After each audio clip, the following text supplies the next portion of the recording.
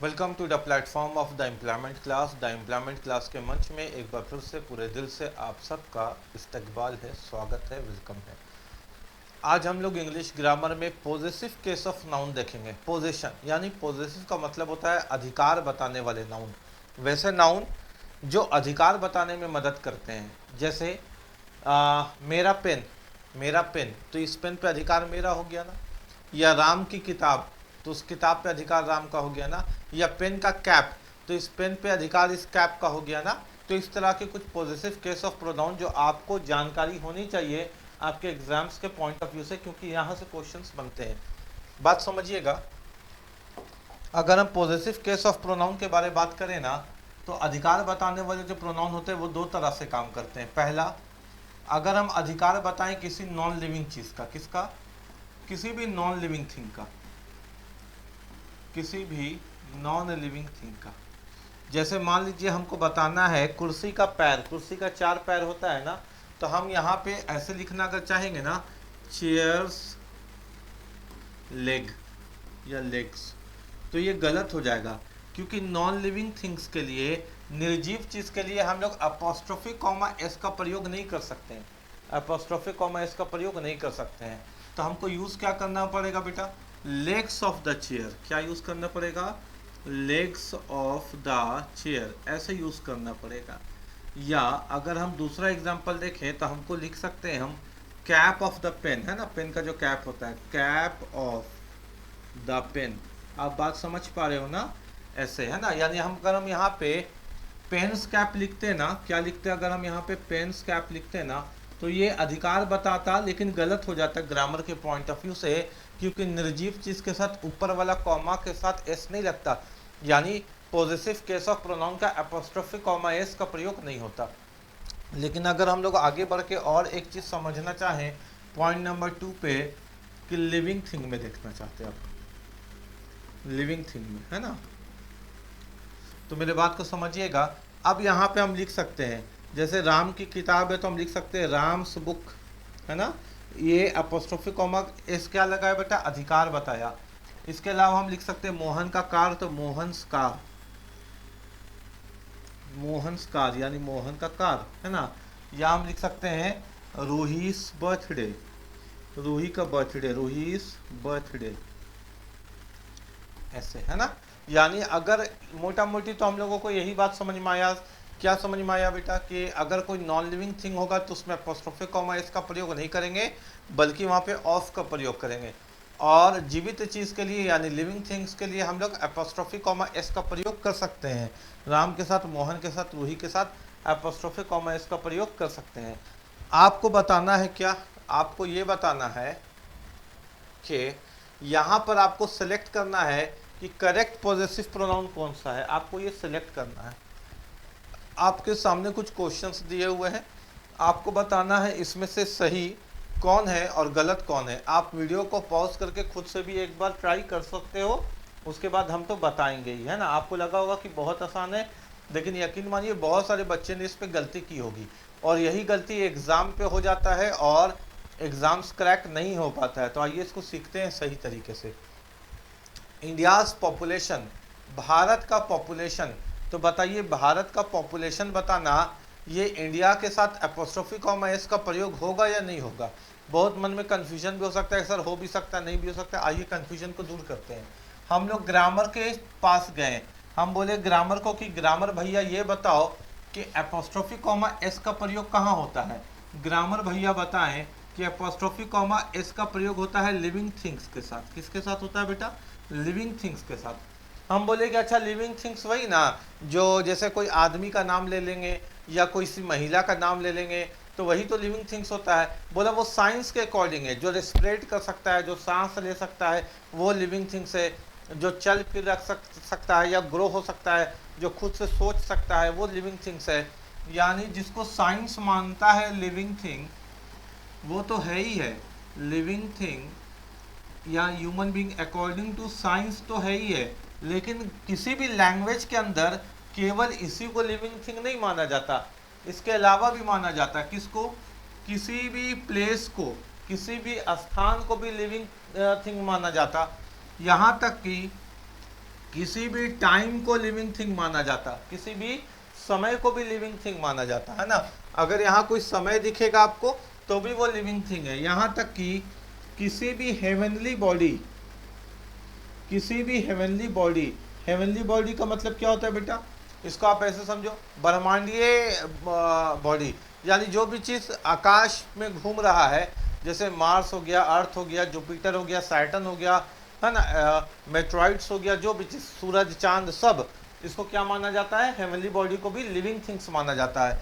यहाँ तक कि किसी भी इडियम्स को, मुहावरा को, है ना, लिविंग थिंग्स माना जाता है। तो फिर हम लोग साइंस, ये इंग्लिश की लैंग्वेज से पूछें कि ऐसा कैसे हो गया भैया, हम लोग तो केवल पढ़े थे कि साइंस के अकॉर्डिंग पढ़े थे, जो सांस ले सकता है, ग्रो हो सकता है, खुद से सोच सकता है, चल फिर सकता है, उसी को, जो प्रोडक्शन कर सकता है, उसी को लिविंग थिंग्स कहते हैं। आप प्लेस, टाइम, हेवनली बॉडी और इडियम्स को आपने क्यों लिविंग थिंग्स के कैटेगरी में डाला? तो ग्रामर ने बहुत प्यारा जवाब दिया।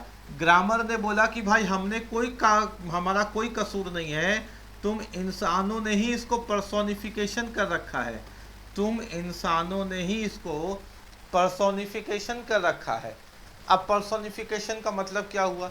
मतलब ये हुआ कि बहुत सारे निर्जीव वस्तु को भी हम लोग जीवित की तरह ट्रीट करते हैं। कैसे? हम आपसे पूछना चाहते हैं ऐसे कि सूर्य क्या है, तो आप बोलिएगा सूर्य देवता है, और देवता तो जीवित होता है। फिर हम आपसे पूछेंगे भारत क्या है, तो आप बोलिएगा भारत माता है, और माता भी जीवित के कैटेगरी में है ना। अगर हम आपसे पूछेंगे चंदा क्या है, तो आप बोलिएगा चंदा तो मामा है, मामा भी जीवित के कैटेगरी में है।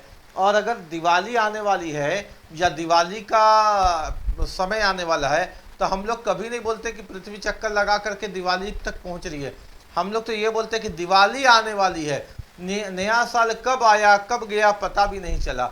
यानी हम लोग समय को भी पर्सोनिफिकेशन कर रहे हैं, बिल्कुल इंसान की तरह बात करेंगे, समय आया भी और गया भी और पता भी नहीं चल रहा, यानी समय आ भी रहा है, जा भी रहा है। आज मेरा समय आएगा तो हम तुमको बता देंगे, यानी आपका समय आएगा चल करके, यानी आपका समय जीवित है तभी तो चल करके आएगा। यानी इसका हम लोगों ने पर्सोनिफिकेशन कर दिया है, इन सबको हम लोग ट्रीट ही करते हैं जीवित की तरह। इसलिए लैंग्वेज बोलता है कि साइंस के अकॉर्डिंग भले ये जीवित ना हो, लेकिन लैंग्वेज के अकॉर्डिंग ये जीवित ही हैं। बात समझ में आ गया ना? अब आइए क्वेश्चंस को करते हैं। जैसे लिखा हुआ इंडियाज पॉपुलेशन, भारत का पॉपुलेशन, तो बिल्कुल भारत जीवित है क्योंकि भारत हमारी माता है ना। तो और जीवित के साथ एपोस्ट्रोफी कॉमा इसका प्रयोग होता है। दिल्ली स्पार्क, अब दिल्ली दूर नहीं है ना, अब दिल्ली दूर नहीं, तो दिल्ली दूर नहीं यानी दिल्ली नज़दीक आ रही है। और इस तरह का कोई भी प्लेस होगा, कोई भी प्लेस है ना, कोई भी प्लेस, तो इसके लिए हम लोग क्या करते हैं बेटा, इसके लिए हम लोग एपोस्ट्रोफी कॉमा इसका प्रयोग कर सकते हैं। एक दिन की छुट्टी है ना, अरे आज का दिन बहुत छोटा हो गया, अरे आज का दिन बहुत खराब गया, आज का दिन बहुत भारी गया, आज का दिन एकदम खराब निकला, आज का दिन बहुत अच्छा गया। दिन खराब भी हो रहा है, अच्छा भी हो रहा है, यानी परिवर्तन हो रहा है। और इसी परिवर्तन के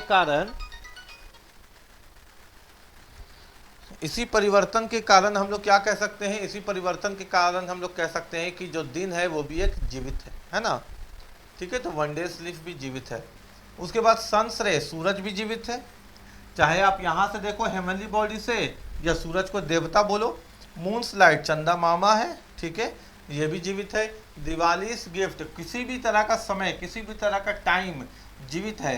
न्यू ईयर्स रिजोल्यूशन, नया साल में हम लोग रिजोल्यूशन लेते हैं ना कि आज से पढ़ाई में हम लोग आलसीपन नहीं करेंगे, इस तरह का कोई रिजोल्यूशन लेते हैं, ठीक है, तो ये भी जीवित है।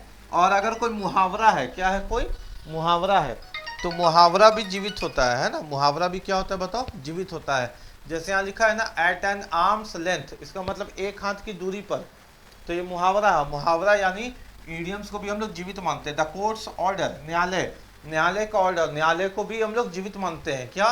क्योंकि न्याय के आंखों से तुम बच नहीं सकते, और अंधा कानून है, कानून के हाथ बहुत लंबे होते हैं, यानी कानून के हाथ पांव के बारे में बात हो रहा है। अब कानून से कोई बच भी नहीं सकता, तो कानून जीवित ही तो है। बात समझ में आ गया क्या? तो यहाँ तक उम्मीद है कि चीज़ें आपको समझ में आई होगी, है ना, कि अगर अपोस्ट्रोफी कॉमा एस का प्रयोग होगा तो केवल नाम के साथ नहीं हो सकता, इनके साथ भी हो सकता है। ठीक है, अब आगे देखो।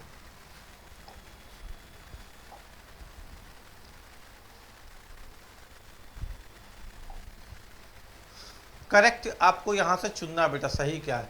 मोहन का कार, मोहन्स कार, बिल्कुल सही है। मेंस वियर, पुरुषों का कोई भी चीज़ है ना, मेंस वियर, तो पुरुष भी तो जीवित है, बिल्कुल सही है। बच्चा का खिलौना, चाइल्ड्स टॉय, ये बच्चा हो गया ना, चाइल्ड्स टॉय, बिल्कुल सही है। Children's book, apostrophe comma S का प्रयोग सिंगुलर में भी हो सकता है, एक बच्चा है तो चाइल्ड, और एक से अधिक में भी हो सकता है, एक से अधिक है तो चिल्ड्रन। बच्चों की किताबें, चिल्ड्रंस बुक्स, ये भी बिल्कुल सही है। नेहा की शादी, नेहास वेडिंग, बिल्कुल सही है, नेहा की शादी। पारस हाउस, पारस का घर। देखो बेटा, अब मेरे बात को समझना, और यहाँ केस लगते हैं ना। अपोस्ट्रोफी कॉमा एस क्या बोलता है बेटा कि अवॉइड, क्या अवॉइड करने के लिए, हिसिंग साउंड, हिसिंग साउंड, अगर हिसिंग साउंड हो रहा है ना तो अवॉइड करने के लिए। यानी अगर इस अपोस्ट्रोफी कॉमा से पहले बी एस है और इसके बाद बी एस है, तो इसको सही तरीके से लिखने का ये तरीका है कि हम पारस लिखेंगे, ये कॉमा देंगे, और केवल हाउस यानी इसके बाद जिस चीज़ पे पोजीशन यानी अधिकार बता रहा है बस उसको लिख देंगे। यानी अपोस्ट्रोफी कॉमा के बाद एस नहीं लिखेंगे, यानी उच्चारण पारस नहीं होना चाहिए कि पारस, छोटा बच्चा को सुसु नहीं करवाना है अंग्रेजी के ग्रामर में। बस अपोस्ट्रोफी कॉमा है और उससे पहले अगर एस है तो उसके बाद वाले एस को इग्नोर करेंगे। ये हमारा नियम है कि अपोस्ट्रोफी कॉमा एस बोलता है कि अवॉइड करना है हिसिंग साउंड को, ठीक है ना। आगे देखते हैं, तो ये पारस हाउस होना चाहिए।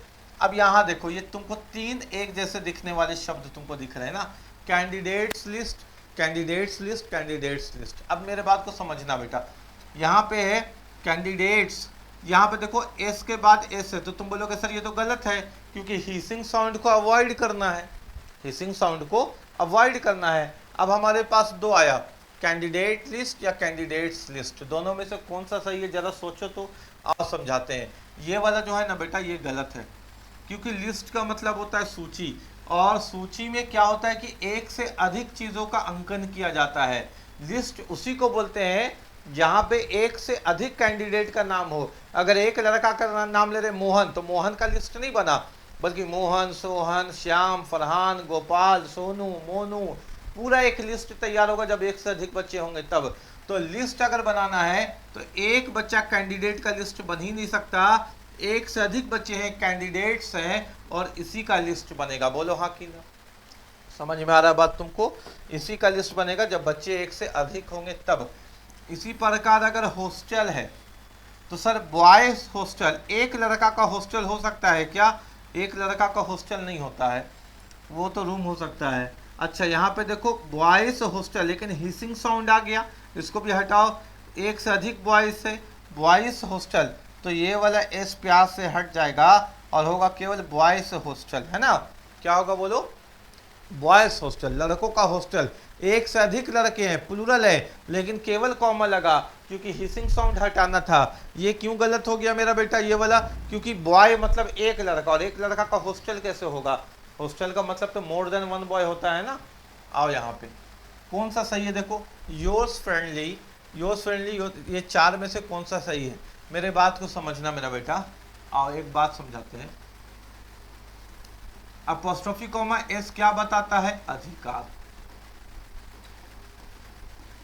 और कुछ प्रोनाउन होता है जैसे माई, योर, हिज, हर, देयर, ये भी तो अधिकार बताते हैं। जैसे हम बोल देंगे, मान लो हम बोलते हैं मोहन्स कॉपी, तो क्या हो गया, मोहन का कॉपी, मोहन्स कॉपी, मोहन का कॉपी। और अगर हम बोलते हैं योर कॉपी, तो भी वही बात है, तुम्हारी कॉपी।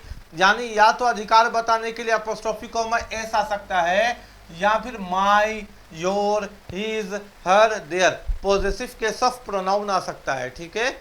या तो ये अपोस्ट्रोफी कॉमा एस आएगा या तो पॉजेसिव केस ऑफ प्रोनाउन आएगा, लेकिन दोनों एक साथ नहीं आ सकता। क्योंकि अगर हम अपने बारे में बोल रहे हैं तो हम केवल बोलेंगे माई पेन, बात समझ में आ रहा है ना, माई पेन। और अगर हम अपना नाम लेंगे तो हम बोलेंगे अकरम्स पेन, बात समझ में आ रहा है ना। अगर हम तुम्हारे बारे में बोलेंगे तो बोलेंगे योर हाउस, या हम बोलेंगे सोहन्स हाउस। ऐसे तो नहीं बोल सकते सोहन्स योर्स हाउस, मतलब समझ में आ रहा है ना कि हम एक साथ या तो हम अपोस्ट्रोफी कॉमा एस का प्रयोग करके अधिकार बता दे, या तो हम माँ, योर, हिज, हर का यूज करके अधिकार बता दे। दोनों से दो बार अधिकार बताने गलत हो जाएगा। अब यहाँ देखो मेरा बेटा, योर खुद अधिकार बताने वाला शब्द है तो अपोस्ट्रोफी कॉमा एस का प्रयोग नहीं होगा, और ये बहुत सारा बच्चा गलती करता है ना। योर खुद अधिकार बताने वाला शब्द है तो अपोस्ट्रोफी कॉमा एस का प्रयोग नहीं होगा। योर खुद अधिकार बताने वाला शब्द है तो अपोस्ट्रोफी कॉमा इसका प्रयोग नहीं होगा। ये बिल्कुल सही है, योर्स फ्रेंडली, ये बिल्कुल सही है। क्या है ये बिल्कुल सही है। क्यों? क्योंकि यहाँ पे योर्स यानी तुम्हारे, योर्स फ्रेंडली तुम्हारा दोस्त की तरह है ना, और यहाँ पे अपोस्ट्रोफी कॉमा इसका प्रयोग बिल्कुल हुआ भी नहीं है, क्योंकि माय, योर, हिज, हर के साथ अपोस्ट्रोफी कॉमा इसका प्रयोग होता ही नहीं है। ठीक हो गया बात यहाँ तक? आओ आगे, कोई दिक्कत नहीं है ना? कुछ वोकैबलरीज दिखा दे रहे तुमको, ठीक है? कुछ वोकैबलरीज है ना, यानी वोकैब जो एग्जाम के पॉइंट ऑफ व्यू से इंपॉर्टेंट है और इसका नॉलेज तुमको होना चाहिए, ठीक है? देखो क्या लिखा हुआ है, ये लिखा हुआ है, देखो सेरेंडिपिटी है ना, सेरेंडिपिटी इसका मतलब क्या होता है? इसका मतलब ये होता है संयोग से होने वाली कोई अच्छी बात। इसका मतलब संयोग से अचानक कोई अच्छी बात हो गई, इसी को बोलते हैं सेरेंडिपिटी, ठीक है? जैसे एग्जांपल देखो, I found my favourite book in a road side stall, it was pure serendipity. मतलब आप जा रहे थे, आपको यकीन नहीं हुआ कि आपका जो फेवरेट बुक है जो कहीं नहीं मिल रहा था, रोड साइड एक स्टॉल लगा हुआ था वहां मिल गया, तो संयोग से एक अच्छी चीज हो गई, इसी को बोलते हैं सेरेंडिपिटी, ठीक है? मिलते हैं एक अगले क्लास में एक बेहतरीन कंटेंट के साथ। उम्मीद है कि positive case of pronoun, sorry positive case of noun तुमको समझ में आया होगा। एपोस्ट्रोफी कॉमा का प्रयोग कहाँ कहाँ करते समझ में आया होगा। नोट्स बनाओ और अच्छे से अपनी तैयारी में लगे रहो। जय हिंद, जय भारत।